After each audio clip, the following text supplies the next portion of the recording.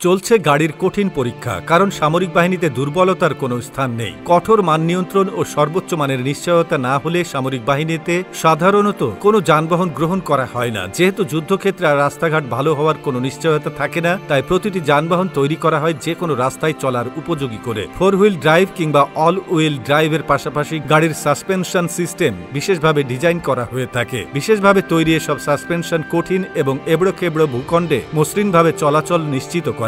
ভারী অস্ত্রে সজ্জিত এসব সাজোয়া যানের সুরক্ষা এবং সরঞ্জামের ওজন সহ্য করাও এসব সাসপেনশনের কাজ। যুদ্ধের ময়দানে দীর্ঘ সময় ধরে কঠোর ব্যবহারে সাসপেনশন সিস্টেমের স্থায়িত্ব নিশ্চিত করা হয়। সামরিক বাহিনীর নানা প্রয়োজনে নানা ধরনের যানবাহন ব্যবহার করা হয়। তার মাঝে অ্যাটাক করার জন্য ট্যাঙ্ক, আর্মড পার্সোনাল ক্যারিয়ার বা এপিসি এবং ইনফ্যান্ট্রি ফাইটিং ভেহিকেল বা আইএফডি, যুদ্ধের নানা প্রয়োজনীয় সরঞ্জাম সাপ্লাই দেওয়ার জন্য থাকে ট্রাক, জ্বালানি তেলের ট্যাঙ্কার এবং সরবরাহ পরিবহন। এছাড়া থাকে জিপ, হামভি এবং অন্যান্য হালকা ট্যাকটিক্যাল যানবাহন। শেষ ধাপে থাকে অ্যাম্বুলেন্স, মেরামত যানবাহন এবং যোগাযোগের ব্যবহৃত যানবাহন। সব ধরনের যানবাহনকেই পার করতে হয় অনেক কঠিন টেস্টের মধ্য দিয়ে। বেসামরিক যানবাহনের তুলনায় সামরিক যানবাহন কঠোর পরিবেশে টিকে থাকার জন্য মজবুতভাবে নির্মাণ করা হয়। বেশিরভাগ সামরিক যানবাহন আরামদায়ক নয়, তবে গাড়িগুলো বুলেট প্রুফ এবং বিস্ফোরণ প্রতিরোধী সুরক্ষা ব্যবস্থা থাকে। সামরিক বাহিনীতে কোনো যানবাহন উপযুক্ত কিনা তার জন্য কিছু পরীক্ষা করা হয়, যেমন বিভিন্ন ভূখণ্ডে যানবাহনের স্থিতিশীলতা মূল্যায়ন, বুলেট এবং বিস্ফোরণের বিরুদ্ধে সুরক্ষা, ক্ষমতা পরীক্ষা,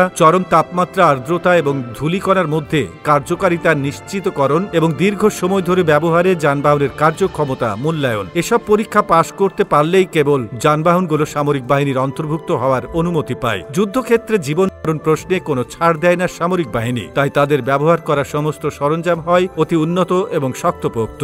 বন্ধুরা, আপনি আমাদের ভিডিও কোথা থেকে দেখছেন তা জানিয়ে দিন কমেন্ট বক্সে। সামরিক যানবাহনে সাধারণত ডিজেল ইঞ্জিন ব্যবহার করা হয়, কারণ ভারী বোঝা টানার জন্য শক্তিশালী টর্ক প্রয়োজনীয়, যার জন্য ডিজেল ইঞ্জিন বিখ্যাত। ডিজেল সহজলভ্য এবং নিরাপদ সংরক্ষণযোগ্য।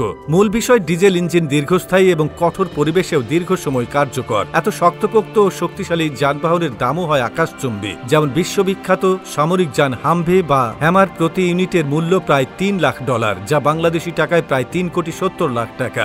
M1 আব্রামস ট্যাঙ্ক প্রতিটির মূল্য প্রায় $2,40,00,000 বা বাংলাদেশি টাকায় প্রায় $295 কোটি টাকা। তো ভিউয়ার্স, গাড়ির এই কঠিন পরীক্ষা দেখে আপনার কেমন লাগলো তা আমাদের কমেন্ট করে জানাতে ভুলবেন না। আজকের ভিডিও এখানেই শেষ করছি। আবারও হাজির হব নতুন কোনো তথ্য নিয়ে। সে পর্যন্ত ভালো থাকুন, সুস্থ থাকুন। ধন্যবাদ।